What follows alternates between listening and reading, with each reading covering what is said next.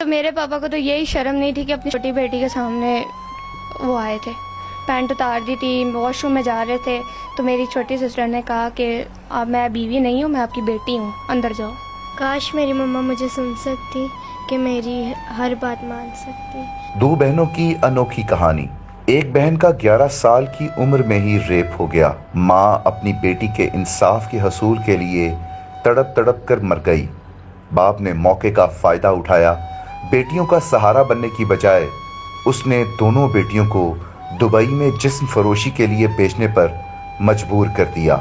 आइए जानते हैं दोनों बहनें कैसे जिंदगी गुजार रही हैं। आपकी बहन को अभी तक इंसाफ मिला है या नहीं मिला? नहीं, अभी तक तो मेरी बहन को बिल्कुल भी इंसाफ नहीं मिला। चल रहा है वो केस, ठीक है, हम जा रहे हैं, डेली आना जाना वहाँ पे हम लोगों का हो रहा है। बस हिम्मत कर रही हूँ, जा रही हूँ, आ रही हूँ। कैसे जिंदगी गुजर रही है? बहुत मुश्किल है। हर किसी के घर में जाना, काम करना, कि अगर किधर किसी के घर में भी जाओ ना काम करने तो वो भी पहले कहता है कि बस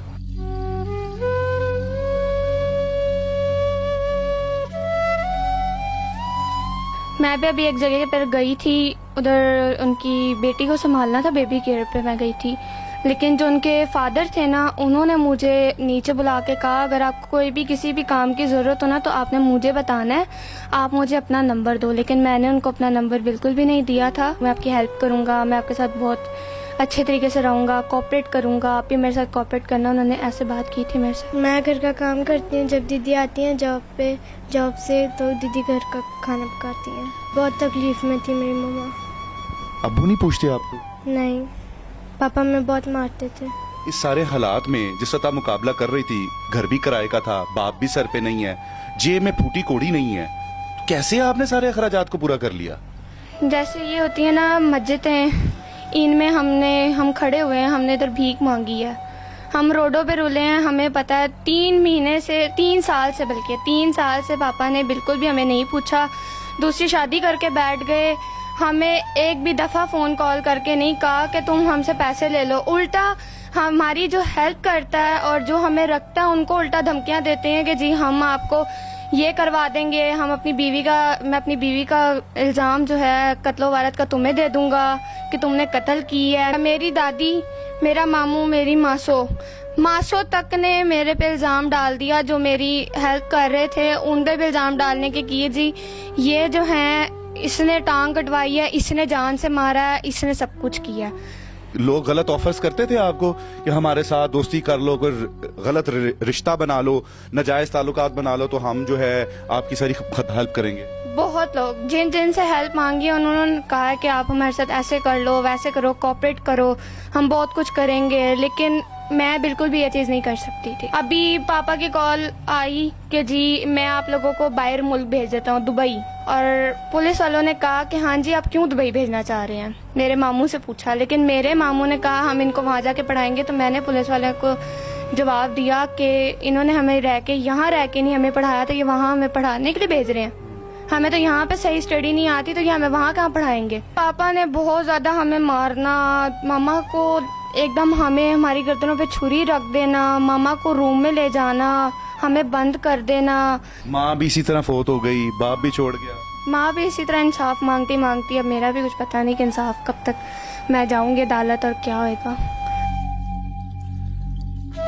घर में, बाहर, गली मोहल्ले में हर बंदा इस चीज का फायदा तो उठाता होगा, छोटी सी उम्र है कि हमारे हत्थे चढ़ जाए। मैं गली से भी गुजरती हूँ ना तो अगले ऐसे देखते हैं कि जैसे अभी कच्चा चबा जाएंगे, हमें ऐसे देखते हैं। लड़की के लिए ना जीना बहुत ज़्यादा मुश्किल है, और वो भी माँ बाप के बिना। कपड़े तो बहुत मुश्किल से होते हैं। अगर किसी से बोल दिया कि 1-2 सूट दे दो तो ठीक है। अभी जिनके घर में भी रह रही हूँ उनका भी मैंने रेंट देना है 2 महीने का, ठीक है। और जो जिनसे मैं सौदा वगैरह खाना पीने के लिए लेती हूँ उनका भी मैंने उनको भी मैंने पैसे देने हैं कि ये सौदे का वो है। अगर कोई आपको रिश्ते के लिए फरमाइश करे तो कैसा लड़का चाहिए मेरी बहन को? लड़का हो, अच्छा कमाता हो, नशा ना कोई करता हो, कि वो ख्याल रख सके, ऐसी मेरी बहन पे कोई ऐसी गंदी नज़र ना रखे। कोई ऐसा शख्स जिसकी उम्र ज्यादा हो, 40 साल हो, 50 साल हो, 60 साल हो, लेकिन उसके पास दौलत बहुत हो और वो आपको अच्छे तरीके से इज्जत की जिंदगी गुजारने के लिए अपने साथ रखना चाहता, तो क्या आप उसके साथ शादी कर लोगी? मैं इस अपने बाप की उम्र से कैसे शादी कर लूँ कि जो मेरी बाप की उम्र का, लेकिन ये है कि मैं जो मेरी बहन पे बुरी नज़र ना रखे और जो हमें स्टेबल कर दे, यानी कि स्टैंड कर दे अच्छी तरह। बाप के नाम कोई पैगाम? बाप के लिए तो गालियाँ ही निकलेंगी उल्टा। बाप को तो मैं कुछ भी नहीं वो कह सकती कि जी क्या है वो मेरे लिए वो कुछ भी नहीं है। उससे रिश्ता ख़त्म हो चुका था जिस दिन मेरी मम्मा मर गई थी। अल्लाह का नेक बंदा इनकी मदद करे, इनके सर पे शफकत का हाथ रखे। ये मासूम बच्ची हैं, ज़माने से इस वक्त मुकाबला कर रही हैं, अपनी किस्मत से भी लड़ रही हैं। आज आप इनकी मदद करेंगी, कल को कोई आपकी मदद करेगा। स्क्रीन पर नंबर देख सकते हैं, अकाउंट नंबर भी देख सकते हैं, क्योंकि साया वेलफेयर फाउंडेशन हमेशा से लोगों की मदद करती आ रही है और अपनी तवस्सुत से वो जिस कदर हो सके वो गरीबों की, मस्कीनों की मदद करती रहती है। अकाउंट नंबर आप स्क्रीन पर देख सकते हैं, आप वहां डायरेक्ट पैसे उसमें भिजवा सकते हैं या जैज़ कैश करवा सकते हैं।